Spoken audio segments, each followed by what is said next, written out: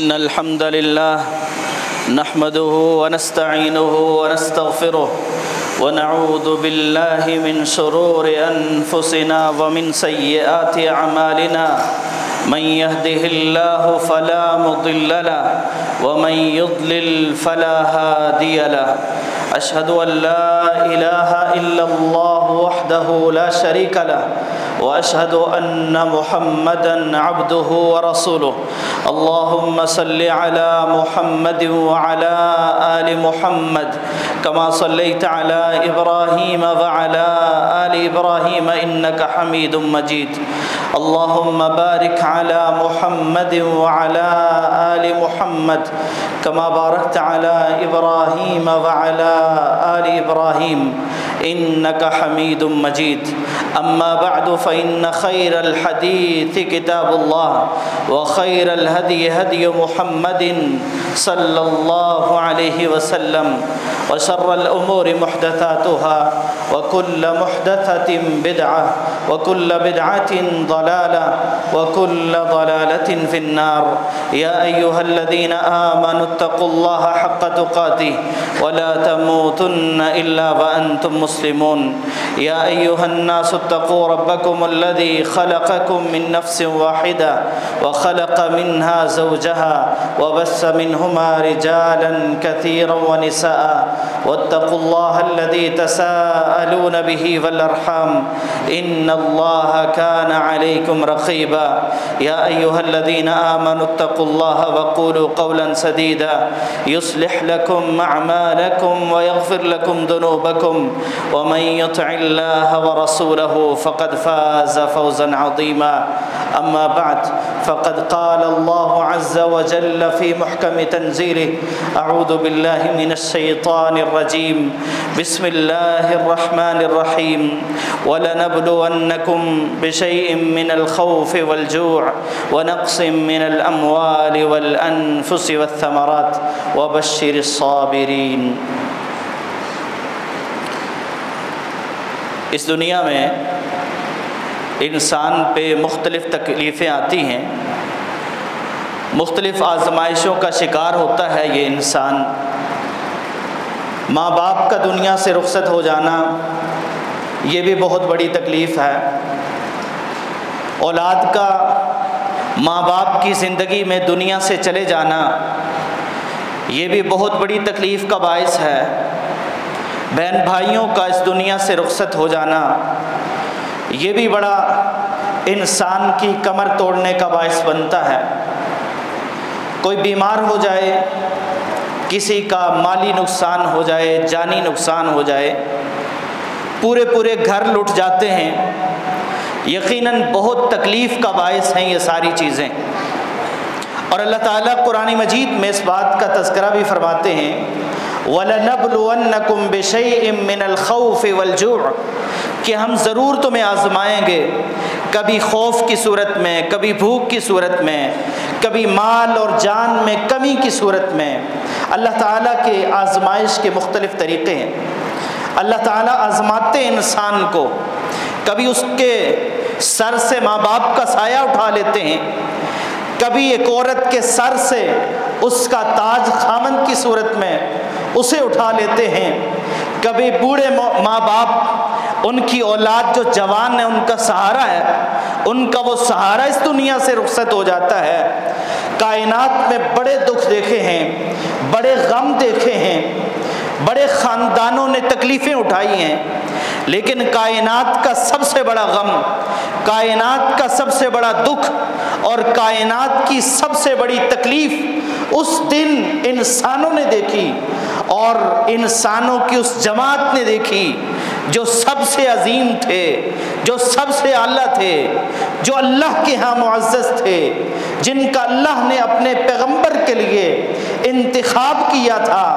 کائنات نے وہ دن بھی دیکھا کہ جناب انس کہتے ہیں جب اللہ کے رسول مدینہ طیبہ میں تشریف لائے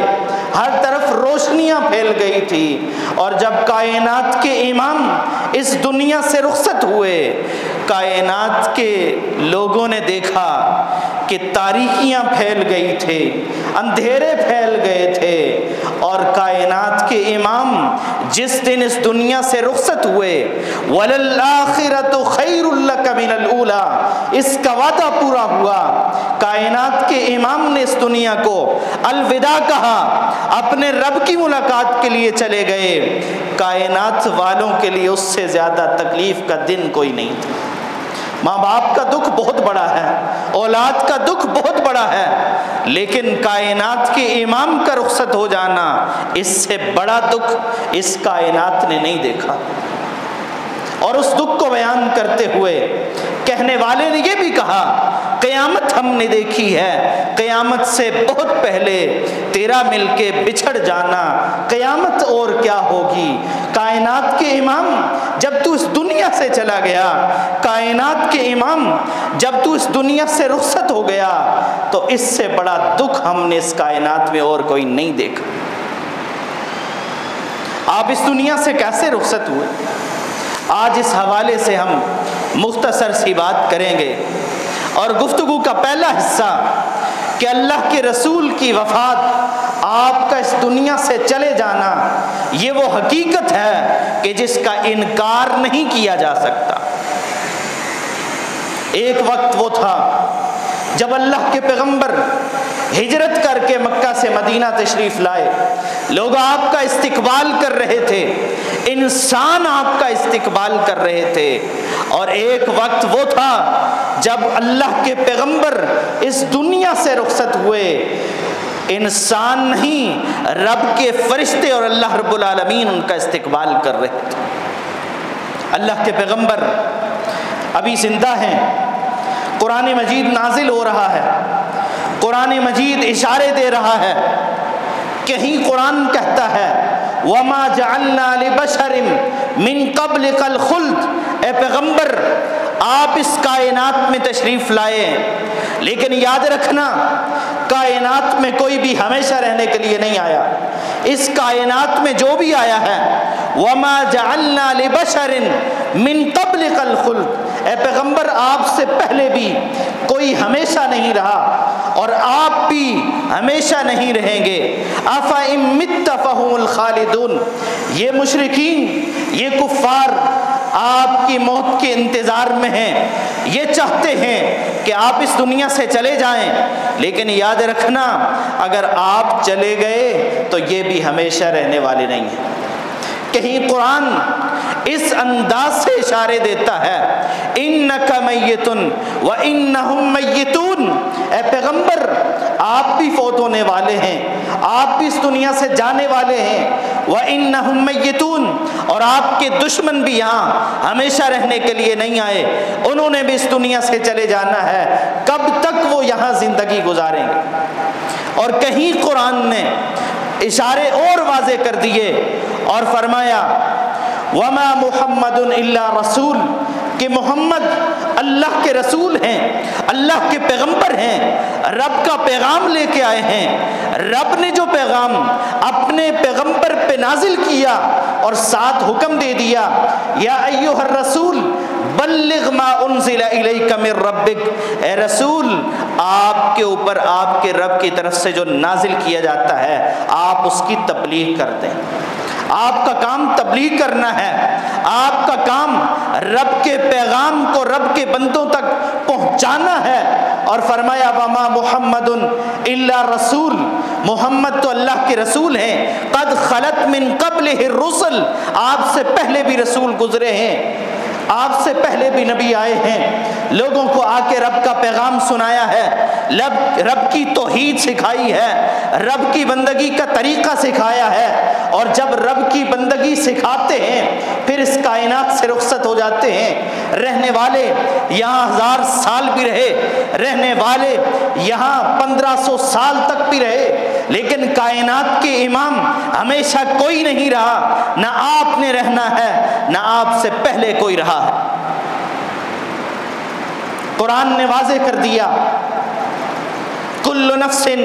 ذائقۃ الموت، اے پیغمبر آپ بھی نفس ہیں، آپ بھی جان ہیں، اور آپ سے پہلے بھی جو گزرے ہیں وہ بھی نفس تھے، اور اس کائنات میں کوئی بھی نفس باقی رہنے والا نہیں ہے۔ اس دنیا سے سارے رخصت ہونے والے ہیں، پھر ایک وقت وہ آتا ہے جب پیغمبر کی دنیا سے رخصت ہونے کے آثار نظر آنا شروع ہو جاتے ہیں، آثار کا آغاز ہو جاتا ہے۔ پیغمبر جو دعوت و تبلیغ کے لیے تشریف لائے، جو رب کی توحید کے پرچار کے لیے تشریف لائے، جو لوگوں کو روشن راہ پہ لگا کے جا رہے ہیں، اور جانے سے پہلے آپ یہ اعلان کر رہے ہیں، کہیں قرآن نے اس بات کا تذکرہ کر دیا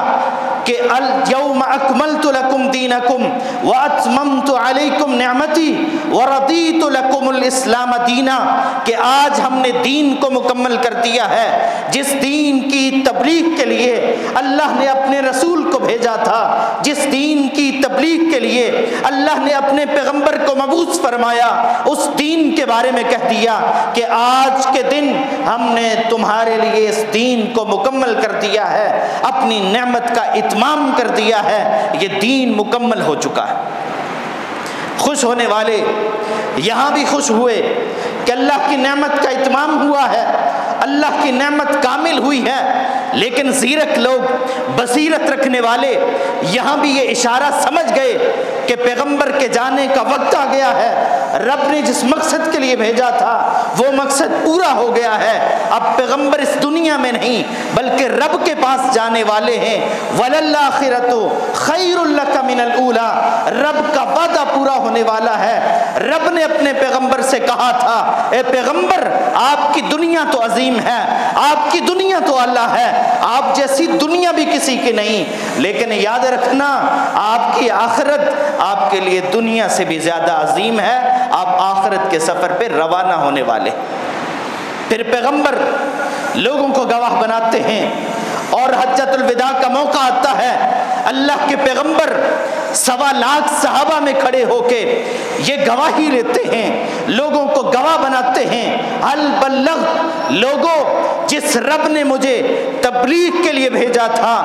رسول بنا کے بھیجا تھا، مجھے پیغام دیا تھا، میں نے وہ پیغام تو تم تک پہنچایا ہے یا نہیں پہنچایا؟ صحابہ نے یک زبان کہا تھا، بلغت وادیت، اللہ کے پیغمبر جو پیغام رب نے آپ پہ نازل کیا تھا آپ نے اس پیغام کو پہنچا دیا ہے، حق کے رسالت کو ادا کر دیا ہے۔ پیغمبر نے اس موقع پر اپنے رب کو گواہ بنایا اور کہا، آسمان کی طرف اپنی نگاہ اٹھائی اور کہا، اللہم اشہد، اللہ گواہ بن جا، یہ دنیا والے بھی گواہی دیتے ہیں تیرا پیغام میں نے تیرے بندوں تک پہنچایا ہے، اور تو بھی گواہ بن جا کہ تو نے جو پیغام مجھے دیا تھا، جو دین میرے اوپر نازل کیا تھا، جس کی تبلیغ کا مجھے حکم دیا تھا، جس نعمت کا تو نے اتمام کر دیا تھا، جسے تو نے کامل کر دیا تھا، وہ نعمت میں نے تیرے بندوں تک پہنچا دی ہے، اور دنیا والے اس بات کی گواہی دیتے ہیں۔ پھر اور اشارہ ملتا ہے، سورہ نصر نازل ہوتی ہے، اللہ رب العالمین فرماتے ہیں، اذا جاء نصر اللہ والفتح، اے پیغمبر جب آپ پہ اللہ کی مدد نازل ہو جائے، جب آپ کو فتح مل جائے، اذا جاء نصر اللہ والفتح ورأيت الناس يدخلون في دين الله افواجا فسبح بحمد ربك واستغفر انه كان توابا۔ اے پیغمبر جب آپ کو فتح ملے، نصرت میسر آئے، جب لوگ جوک در جوک دین میں داخل ہونے لگ جائیں، آپ نے کیا کرنا ہے؟ آپ نے اپنے رب کی تسبیح بیان کرنی ہے، اپنے رب سے معافی مانگنی ہے، رب بڑا معاف کرنے والا ہے، رب معافی کس بات کی مانگنی ہے؟ کائنات کے والے جب خوشی ملتی ہے خوشی مناتے ہیں، یہاں کامیابیاں ملیں گی، فتح ملے گی، لوگ داخل ہوں گے، تو رب نے طریقہ بتا دیا کہ جب فتح ملے، آزادی ملے، کامیابی ملے، تم نے گانے بجانے نہیں بلکہ رب کی توحید اور تسبیح بیان کرنی ہے، اور اپنے رب سے معافی مانگنی ہے، توبہ و استغفار کرنی۔ یہاں بھی سمجھنے والے، ایک تو وہ لوگ تھے جنہوں نے کہا بڑی خوشی کا موقع ہے، قرآن نے نوید سنا دی ہے، فتح ملنے والی ہے، لیکن یہاں بھی غمگین ہونے والے غمگین ہو گئے، پریشان ہو گئے، اور پوچھا گیا تو کہا کہ یہاں رب نے اس دین کے غالب آنے کی بات کی ہے اور پیغمبر کے دنیا سے جانے کا اشارہ کر دیا ہے۔ حضرت عبداللہ بن عباس رضی اللہ تعالی عنہ فرماتے ہیں اس میں اللہ کے رسول کے جانے کا، دنیا سے رخصت ہونے کا اشارہ موجود ہے کہ پیغمبر آپ کو فتح ملے گی، کامیابیاں ملیں گی، پھر آپ کی رخصت کا وقت آ جائے گا۔ ایک اور اشارہ ملتا ہے، اللہ کے رسول حضرت معاذ بن جبل رضی اللہ تعالی عنہ کو یمن کی طرف بھیجتے ہیں، دین کی تبلیغ کے لیے، دعوت کے لیے گورنر بنا کے بھیجا، جناب معاذ کو بھیج رہے ہیں۔ اللہ کے رسول نے وصیتیں کی ہیں، اللہ کے رسول سمجھا رہے ہیں معاذ تم نے جا کے کرنا کیا ہے، لوگوں کے ساتھ تمہارا تعلق کیسا ہو، لوگوں کو سمجھانا کیا ہے۔ آپ نے ان باتوں میں ایک بات یہ بھی کہی، اللہ کے رسول حضرت معاذ کے ساتھ باہر نکلتے ہیں، الوداع کرنے کے لیے، رخصت کرنے کے لیے نکلتے ہیں اور کہتے ہیں یا معاذ، اے معاذ، جو بڑی محبت کرنے والے تھے، بڑا پیار کرنے والے تھے اللہ کے رسول سے، اللہ کے رسول کی جدائی کا غم تو تھا ہی، لیکن اللہ کے رسول کے حکم پہ جا رہے تھے، یمن کی طرف اللہ کے رسول نے روانہ کیا ہے، دل ٹوٹا ہوا ہے، غمگین ہے کہ اللہ کے رسول کو صبح و شام دیکھتے تھے، یمن جا کے دیکھ نہیں سکیں گے روزانہ، لیکن امید تھی کہ واپس آئیں گے، اللہ کے رسول کو دیکھیں گے، لیکن اللہ کے رسول نے ایسی بات کہہ دی، انک عسیٰ اللہ تلقانی، اے معاذ شاید کہ آج کے بعد تم مجھ سے نہ مل سکو۔ اے معاذ یمن جا رہے ہو، وصیتیں کی ہیں، پیغام دیے ہیں، اللہ کے رسول نے باتیں سمجھائی ہیں، لیکن ساتھ یہ بھی کہہ دیا انک عسیٰ اللہ تلقانی، اے معاذ ممکن ہے کہ آج کے بعد تم محمد کا چہرہ نہ دیکھ سکو، جب تم آؤ تو میری قبر کے پاس سے گزرو گے، میری مسجد کے پاس سے گزرو گے۔ حضرت معاذ رو رہے ہیں، زار و کتار رو رہے ہیں، اور پیغمبر کی جدائی کا غم تو تھا ہی کہ آج یمن جا رہا ہوں، اللہ کے پیغمبر سے ملاقات نہیں ہو سکے گی۔ اب پیغمبر نے یہ بھی کہہ دیا کہ واپس آ کے بھی ملاقات شاید نہ ہو سکے۔ ذرا اندازہ کیجئے، انسان اپنے ماں باپ سے جدا ہو اور یہ امید ہو اور یہ ایسے اشارات ہوں کہ دوبارہ ملاقات نہیں ہو سکے گی تو کس قدر روئے گا، اور یہاں تو ماں باپ قربان ہو جائیں۔ حضرت معاذ اللہ کے رسول صلی اللہ علیہ وسلم سے ایسی محبت کرنے والے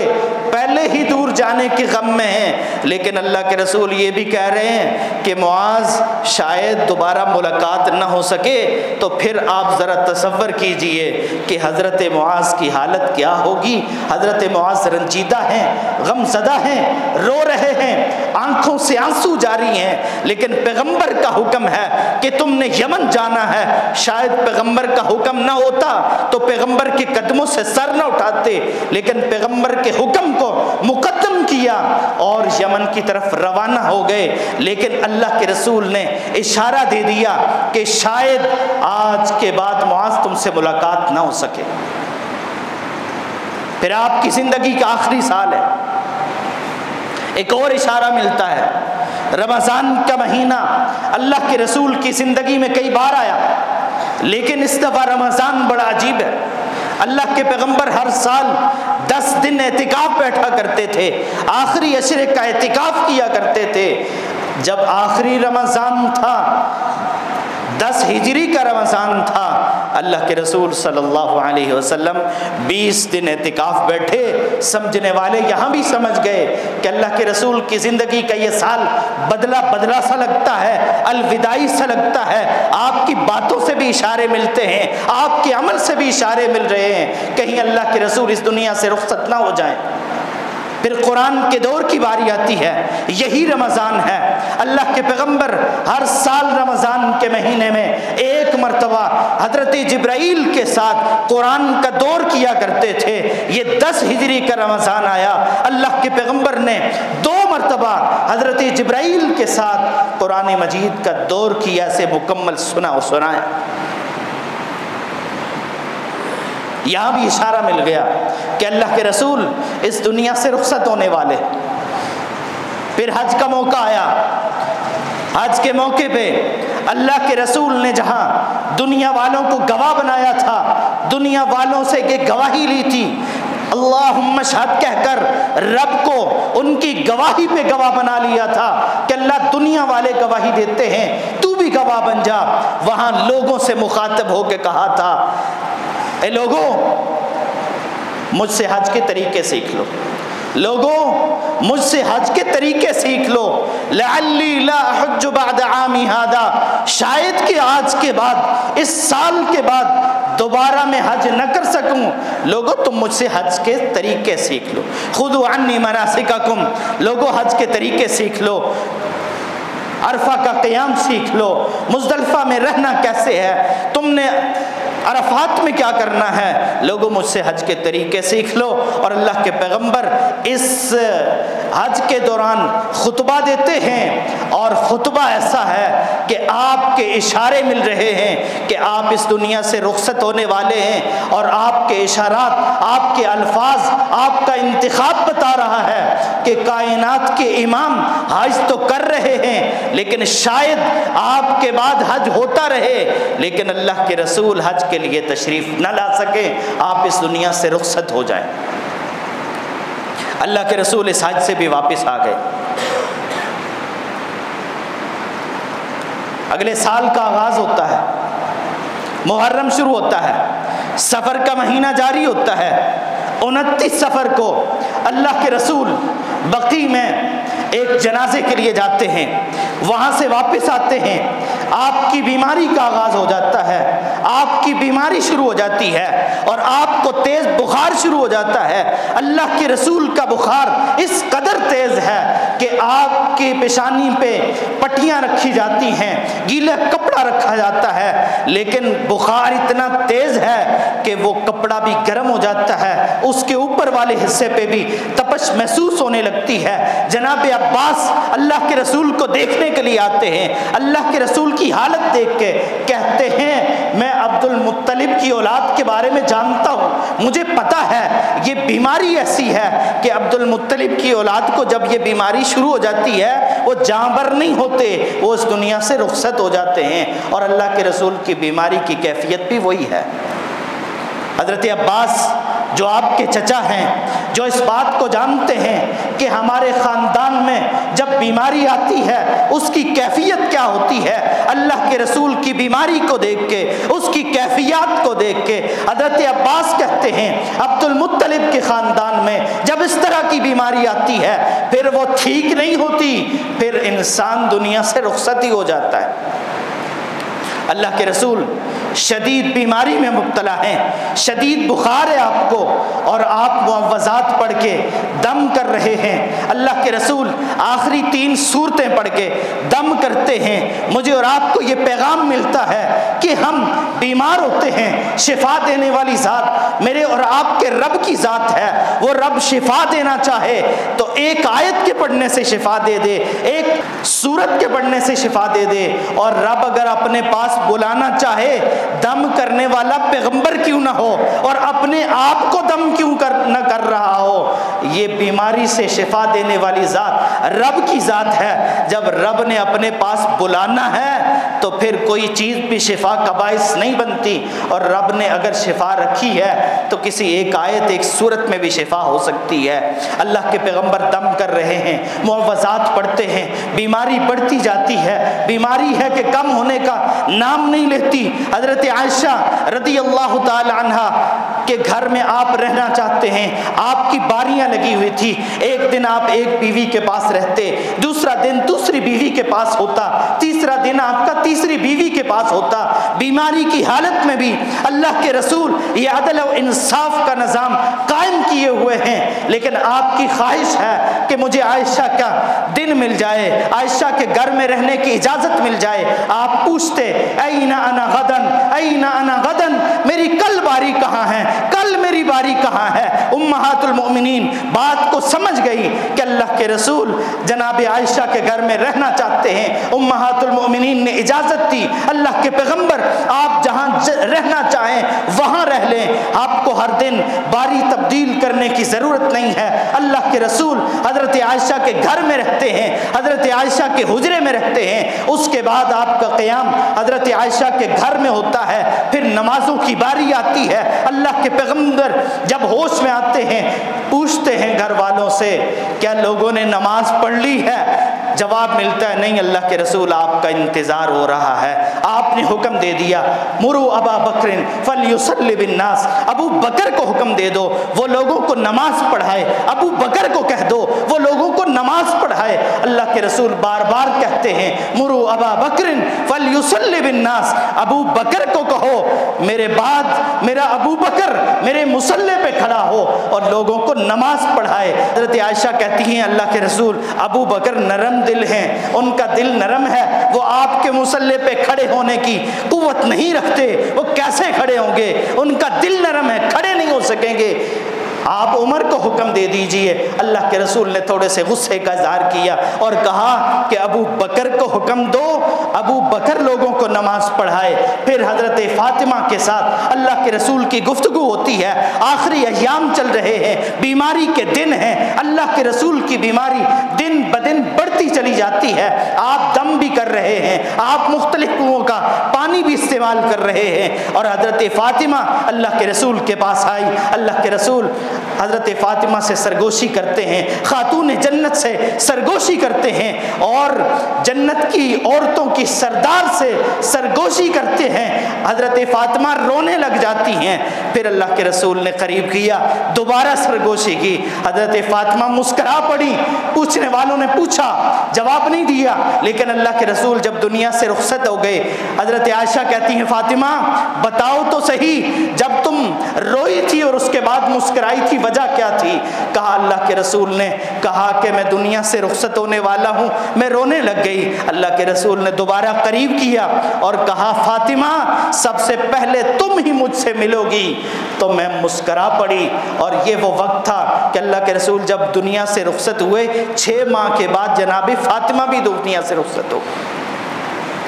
پہلی ملاقات بھی ہو گئی۔ اور پھر حضرت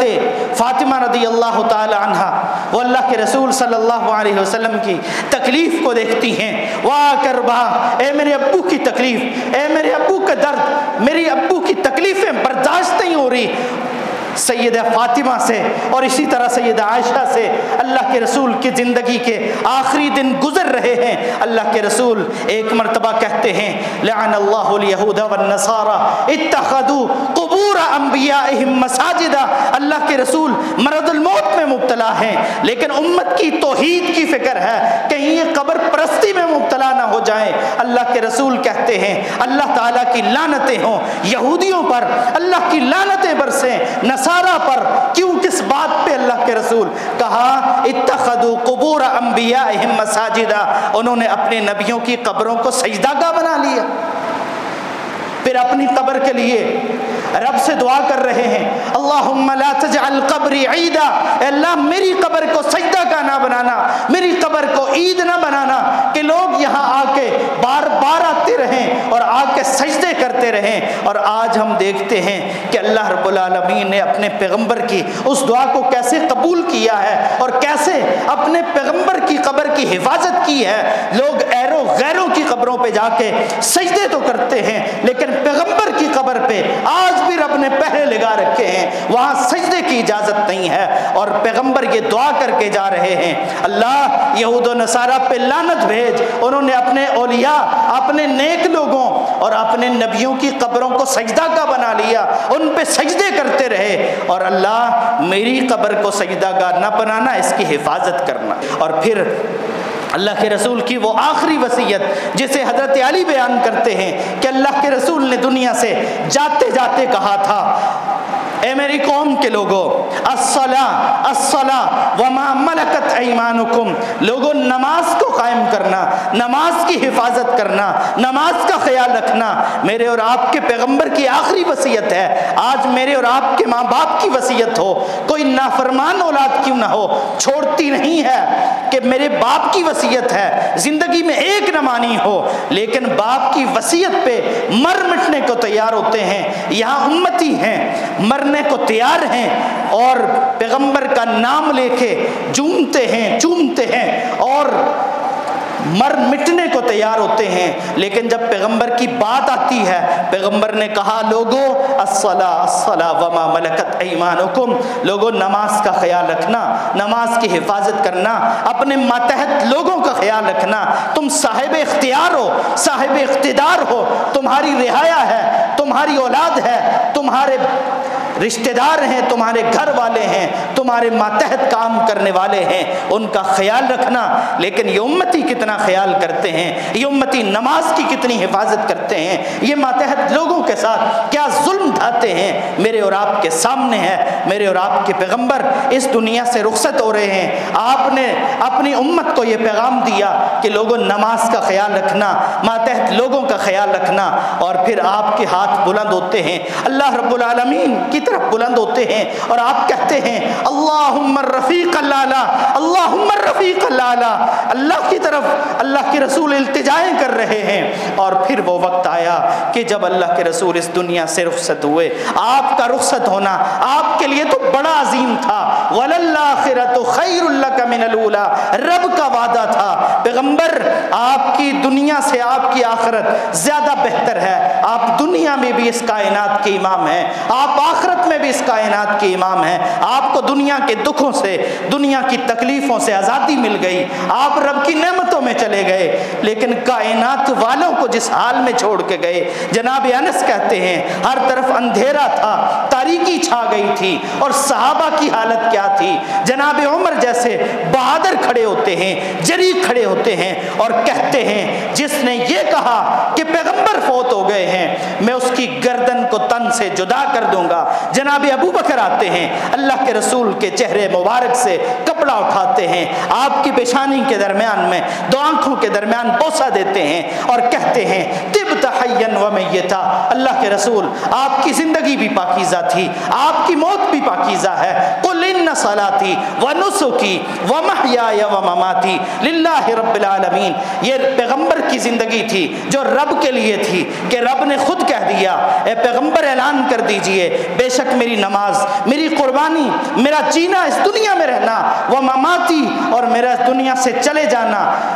یہ سب کچھ اللہ رب العالمین کے لیے ہے۔ یہ سب کچھ جب کائنات کے رب کے لیے تھا تو دنیا بھی بڑی عظیم تھی، آخرت بھی بڑی اعلیٰ ہے، آخرت میں بھی اللہ کے پیغمبر کائنات کے امام ہوں گے اور دنیا میں بھی اللہ کے پیغمبر کائنات کے امام ہیں۔ اس دنیا میں کسی نے نہیں رہنا، اگر کسی نے رہنا ہوتا میرے اور آپ کے پیغمبر رہتے۔ اب 12 ربیع الاول کا دن تھا، اللہ کے رسول صلی اللہ علیہ وسلم سوار کے دن اس دنیا سے رخصت ہو گئے، اللہ کے پاس چلے گئے اور اللہ کے وعدے پورے ہو گئے، اللہ نے جو اشارے دیے تھے وہ اشارے پورے ہو گئے، اور صحابہ پہ تاریکی چھائی ہے، کسی کو کچھ سمجھ نہیں آ رہا کہ کرنا کیا ہے۔ اللہ کے رسول کے کفن و دفن کا معاملہ آتا ہے، صحابہ میں مشاورت ہوتی ہے، اور پھر کبار صحابہ کرام رضوان اللہ علیہم اجمعین، بالخصوص جناب ابو بکر اس امت کی اصلاح کا سبب بنتے ہیں، لوگوں کو جوڑتے ہیں اور لوگوں کے جوڑ کا سبب بنتے ہیں، نہیں تو کائنات بکھر جاتی۔ کائنات کے اوپر جو تاریکیاں پھیل گئی تھی، جو تاریکیاں چھا گئی تھی، آپ جو اس دنیا سے جانے سے پہلے فرما رہے تھے ترکتکم علی المحجۃ البیضاء لیلھا کنہارھا، آپ کی موجودگی میں اس قدر روشنیاں تھی کہ رات بھی دن کی طرح روشن تھی، دین کو اتنا واضح کیا اللہ کے پیغمبر نے۔ لیکن جب کائنات کا سب سے بڑا دکھ آیا، سب سے بڑی تکلیف آئی، کائنات کے امام اس دنیا سے رخصت ہوئے، تو جناب انس کی روایت کے مطابق اس کائنات میں اندھیرے چھا گئے تھے، لوگوں کو کچھ نظر نہیں آتا تھا، کوئی سجائی نہیں دیتا تھا، دکھائی نہیں دیتا تھا کہ دکھ دکھ ہی اتنا تھا، تکلیف ہی اتنی بڑی تھی۔ اللہ ہمیں ہمارے پیغمبر کے ساتھ قیامت والے دن ملا دے۔ ہم دنیا میں اپنے پیغمبر کو نہیں دیکھ سکے، آخرت میں ہمیں ان کی رفاقت عطا فرما۔ اللہم انا نسألک مرافقت نبیک فی الجنہ، اللہم انا نسألک مرافقت نبیک فی الجنہ، وآخر دعوانا ان الحمد للہ رب العالمین۔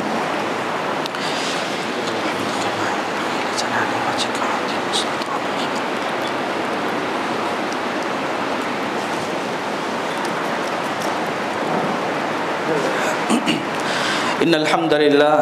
نحمده ونستعينه ونستغفره ونعوذ بالله من شرور أنفسنا ومن سيئات أعمالنا، من يهده الله فلا مضل له ومن يضلل فلا هادي له، أشهد أن لا إله إلا الله وحده لا شريك له، وأشهد أن محمدا عبده ورسوله۔ اللهم صل على محمد وعلى آل محمد كما صليت على إبراهيم وعلى آل إبراهيم إنك حميد مجيد۔ اللهم بارك على محمد وعلى آل محمد كما باركت على إبراهيم وعلى آل إبراهيم إنك حميد مجيد۔ اللهم إنا نسألك الهدى والتقى والعفاف والغنى، اللهم أرنا الحق حقا وارزقنا اتباعه، وأرنا الباطل باطلا وارزقنا اجتنابه۔ اللهم علمنا ما ينفعنا وزدنا علما، اللهم اشف مرضانا وارحم موتانا، اللهم اشف أنت الشافي لا شفاء إلا شفاءك شفاء لا يغادر سقما، اللهم اشف مرضانا وارحم موتانا، اللهم اقض حاجاتنا وحاجات المسلمين، اللهم انصر الإسلام والمسلمين۔ إن الله يأمر بالعدل والإحسان وإيتاء ذي القربى وينهى عن الفحشاء والمنكر والبغي يعظكم لعلكم تذكرون۔ سبحان ربك رب العزة عما يصفون، وسلام على المرسلين والحمد لله رب العالمين۔